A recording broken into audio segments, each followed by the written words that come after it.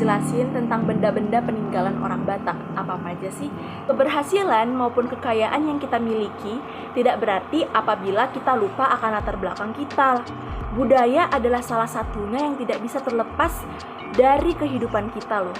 Karena dari budayalah kita dapat bersosialisasi dengan orang lain. Sehingga pengetahuan akan budaya sangat penting bagi generasi saat ini. Dalam tulisan kali ini, saya ingin membagikan sedikit informasi atau pengetahuan tentang budaya orang Batak. Berikut ini adalah benda-benda peninggalan nenek moyang kita orang Batak, di mana saat ini sudah banyak orang Batak yang melupakan benda ini. Untuk lebih jelasnya, mari kita kenali satu persatu. Nah, benda yang pertama ada Lak-Lak Batak. Lak-Lak Batak itu adalah sebuah buku tua yang isinya menggambarkan keadaan orang Batak zaman dahulu kala. Buku ini ditulis dalam aksara Batak yang kita pelajari pada minggu lalu. Keberadaan buku ini saat ini adalah di Museum Belanda. Adapun isi dari buku ini antara lain adalah sebagai berikut: tentang peraturan adat Batak, sejarah asal-usul Batak, ilmu pengobatan, ilmu mantra, serta ilmu bela diri. Untuk benda yang kedua adalah tongkat malehat. Tongkat ini ada dua macam. Contoh yang lebih besar, tunggal panaluan, diukir dari satu potong kayu, dan tongkat kombinasi yang lebih kecil, yaitu tongkat malehat, dengan secara terpisah membuat finials. Bilangan kuningan yang dilihat di sini ialah semua finial tongkat malehat. Lambang ini melambangkan subjek yang kemungkinan ditrans. Ini bersama dengan bejana silindris bertahan di samping figur tersebut yang mungkin melambangkan wadah untuk bahan gaib. Kegaiban ini menggambarkan datuk selama kinerja ritual. Nah, untuk benda yang ketiga ini pasti udah tidak asing lagi untuk didengar di telinga teman-teman sekalian. Yang tak lain dan tak bukan adalah benda patung si Gale-Gale. Si Gale-Gale adalah nama sebuah boneka kayu yang bisa digerakkan untuk menari. Boneka ini lazim ditemui di Pulau Samosir, Danau Toba, Sumatera Utara.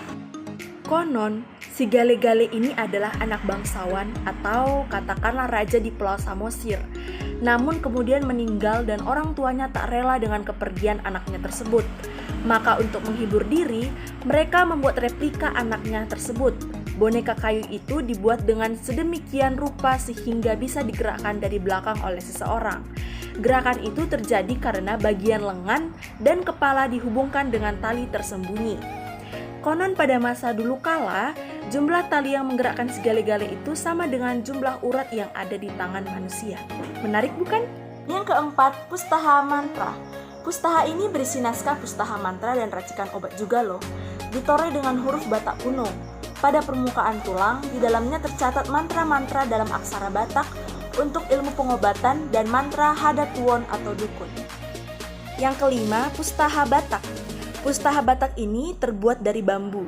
Pustaha bambu ini merupakan sebuah saksi bisu yang menggambarkan kebudayaan Batak yang tinggi. Berisi tentang tulisan dengan aksara Batak tentang peraturan. Akhir-akhir ini, pustaha ini berada di koleksi Museum Perpustakaan Nasional Jakarta. Yang keenam ada perminaken. Perminaken ini seringkali terjadi di mana bejana keramik impor yang tertutup atau disumbat dengan kayu yang berukiran di daerah setempat.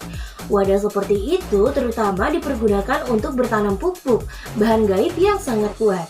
Biasanya didapat dari seorang korban pengasih yang dibunuh secara ritual. Yang ketujuh ada tongkat tunggal panaluan.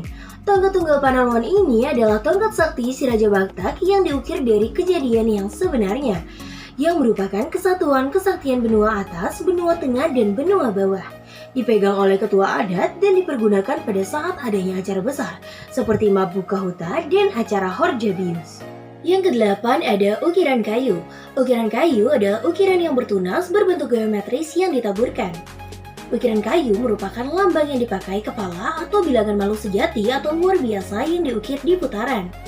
Di dalam rumah orang Batak, ukiran kayu digunakan sebagai hiasan dengan tampilan singa atau makhluk kombinasi yang menggambarkan wali gaib. Yang kesembilan ada naga marsorang. Naga marsorang merupakan bagian benda sejarah terbesar dari Batak Toba. Seni religius ini dipusatkan pada ciptaan dan dandanan perlengkapan bekas datu di konteks ritual seperti divination atau medium yang digunakan untuk menghancurkan upacara atau sihir jahat. Nah, yang terakhir ada guri-guri. Guri-guri ini telah berumur ratusan tahun. Dahulunya, dia ini digunakan sebagai tempat penyimpanan obat oleh suku Batak.